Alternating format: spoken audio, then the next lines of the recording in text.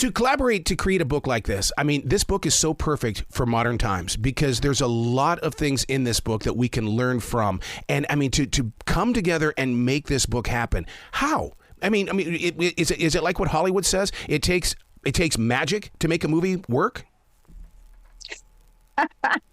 Well, it definitely took some magic. I will say that we had to really dig deep here because we're both two very different writers. We're friends, right? But we had to really find a way to make our craft work together. And I'm a plotter, which means like I outline every story. I'm writing before I actually start writing.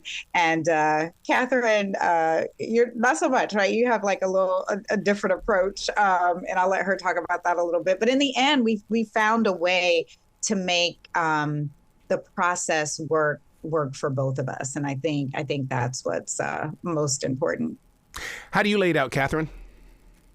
Yeah, I am a little bit more of the seat of my pants kind of thing and see where the story takes me. And also, I think my background in journalism has kind of led to that as well, where before I did Rebecca, Not Becky, I had made a documentary and I was really just sort of following what happened. And so I think I took that into the novel writing of like, let's see where these characters go. But that does not work when you're writing something with someone. And I love how you framed it as magic because there is a lot of that where you think by the end of it, when you finish, and now that we're in this moment where we're talking about the book and it's so well received and we're having these great conversations with people about the things that come up for them in the book, you can start to kind of forget about how hard it was to actually bring it together. But we made it work. The book itself, right when you walk into the bookstore, it catches your attention because you see Rebecca, Not Becky, and right away your imagination is going, well, what's this one about? Most books you just walk by. This one, you actually pick it up and you go, really? And then you find yourself going, we're living this. And I think that's so this time around, the book cover really does serve as that free ticket to ride. Amazing. We love to hear that. We were very much involved in the collaboration on that book cover. And, we think it speaks directly to the story. Yep. To Rebecca as a white woman, a character, DeAndrea, both of them as mothers. And looking out over at this playground in these rolling hills, which, as you know, Rolling Hills is the fictional setting for the book, and even right down to the white picket fence, right? And so we wanted the cover to really draw readers in and to be curious about it. So glad to know that it's doing just that. Did your editor come with rules saying, okay, well, I know that you guys are going to be touching a very hot subject, but we've got to keep it on the up and up. But at the same time, we have to make sure that we don't start anything. No, I think that was us. Good. They trusted us wholeheartedly as practitioners and folks who have been doing this work for a very long time. I think Catherine and I really came in with here is what we know this book needs to do. And then it's like, how do we get there? And, because we want the book to foster conversations, I leaned on Catherine pretty heavily in that regard because, that is her area of expertise, is facilitating difficult dialogue. So Catherine, I'd love for you to share a bit more about that.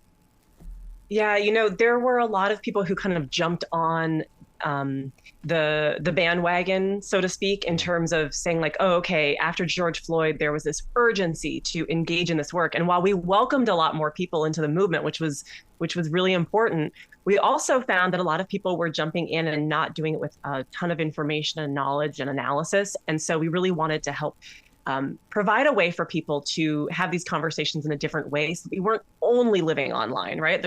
Going online, you can get a lot of information that's really important. There's plenty of books and podcasts and films that can educate us. And then really it's in the meaning making when we come together and talk about these issues. And so that was really important to us. And because we had been in this work for so long, as Christine said, the publisher really trusted us. And I think in a lot of ways, the team, the editing team and our agents, and they learned as well while reading the book. So that was really important to us. Well, you bring up a really interesting subject here that I hope becomes a big conversation starter, even with the daytime talk shows, and that is the task of making a blank friend. And I've sat back many times just thinking about that. If I could, what would it be? How would it be? And how can we get it to grow forward in this day where there's so much ghosting going on? Yeah, I think what was really important for us to show with this, this dynamic of wanting to have an interracial friendship, understanding how important it is to have interracial friendships, right? We really wanted to show what that looks like, because I think so often, folks come across people like me and Catherine. I can think of so many other friends that we have who have, these wonderful interracial friendships and people who are like genuinely friends and people who they trust. And they're just like, how did y'all get there? You know what I mean? And so we wanted to show, here is what that looks like, right? Like, and sometimes it is bumpy. Sometimes it is uncomfortable. Sometimes you are going to look back and have cringe moments, right? And understanding that you're coming in with a lot of preconceived notions, your own lived experiences, your own history and baggage, right?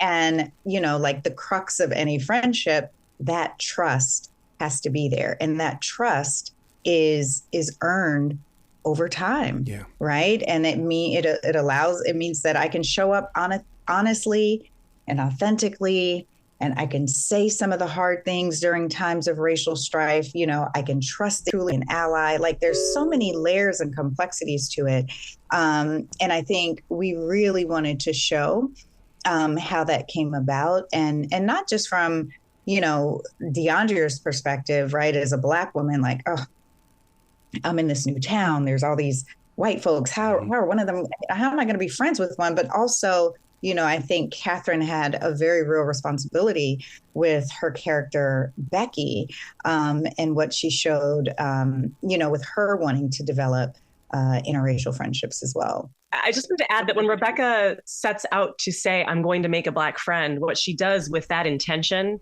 leading her is missing out on all that DeAndrea is. In addition to being a Black woman, she's a woman who is Black.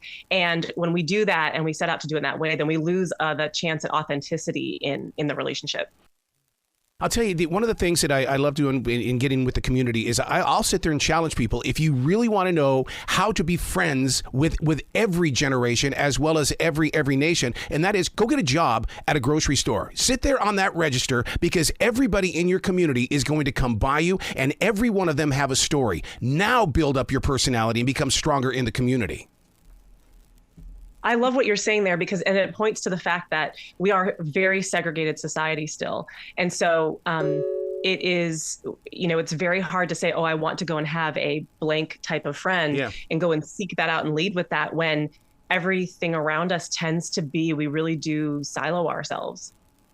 Yeah. And the question is also, I think, why, right? Like, are you looking for a good friend, or are you looking for a friend of a certain color for what reason? Right. Or, you know what I mean? Like, because I think that is, one of the things Catherine said early on when we were, developing this story. And she said, this has to be a story that doesn't ignore race. Right. And so that sort of became the framing of the book. And, at the end of the day, what these women discover, after, they go through a lot of this bumpiness that we're talking about, is that they have so much in common. Right. But if we lead with, I want a white friend, I want a Black friend, right? Like, that's it, right? Like, we want to show, like, you want someone like all your friends. You have things in common that you can learn from each other, right? Like, this is someone I can trust. This is, so we really wanted to show, like, the nuances of friendship, right? And again, just not ignore race. Yeah. One of the reasons why I feel like this book is so important right now is because over the past couple of years, our entire layout of cities has changed. And I think that I would love to see the research behind how many of the brown friends are going to be reading this book, because they also want to be included, and we want to include them as well. But we feel like, oh, the headlines are saying this, evil, evil, evil, when in fact, they're just as human as the rest of us. Oh, Catherine. I mean, jump in because we wove in some brown. We Nice. took all of this into consideration. So, Catherine, I'd love for you to talk about some of Becky's friends and how that's explored. Mm-hmm. Yeah, I mean, Rebecca and DeAndrea live in a fictional, predominantly white suburb. But before DeAndrea moves there, I mean, there are other moms in the school, and she has a close friend who is Asian American, adopted, raised by white parents. And she has, there's moms who are Indian, and there are moms who are Latina, and then a lot of other variations. There are same-sex couples and adoptive families and all of this going on. And that is very much a part of the conversation of, so where do we all belong in this, and how do we stand up for one another, and how do we show up for one another, while again not ignoring race, but acknowledging that it is a part of everyone's experience, and we want to make sure that we're doing right by each other and not actually coming at each other in terms of like a competition of who can do better, who can be the better ally, whose struggles are harder than others, and really again it's all about community. Mm-hmm. Are you taking the book to the next level in the way of creating a website where we can keep the conversation going? Well, we're actually going to be going on the road to have some of these conversations. Good. Yeah. We know that some of the best work and some of the best work that we've done has been in being in community with folks, right? And being in these safe spaces where they can ask some of these conversations, and we can really help guide and facilitate the discussion. And it's also one of the reasons why, at a few stops we are having moderators, and some of these folks are individuals who Catherine and I have worked with in the past. But for the most part, we are going to be guiding these conversations because we know people want to ask the questions. They do. And more than happy to give them the answers. Wow. So what is the website where people can find out more about you and find out more of where your tour is going to be going? Well, for me, you can find me at IamChristinePlatt.com. And I am on Instagram, same handle at IamChristinePlatt. And Catherine? Yes. And you can find me at CatherineWiggingtonGreen.com. And I am Catherine Wiggington on Instagram. And we are keeping the conversation going in those ways and online. And we are most excited about engaging with readers in these conversations and helping communities have these conversations with one another, centered around what comes up in the book, and then taking it even further and saying, what is this? How does this show up in our world? I love it. I love where your hearts are. I do. I really do. You got to come back to this show anytime in the future. This platform is always going to be open for you. Thank you. Thank you so much. Thank you. Well, you guys be brilliant today, okay? You too. All right. Have a great day. Bye. Bye-bye.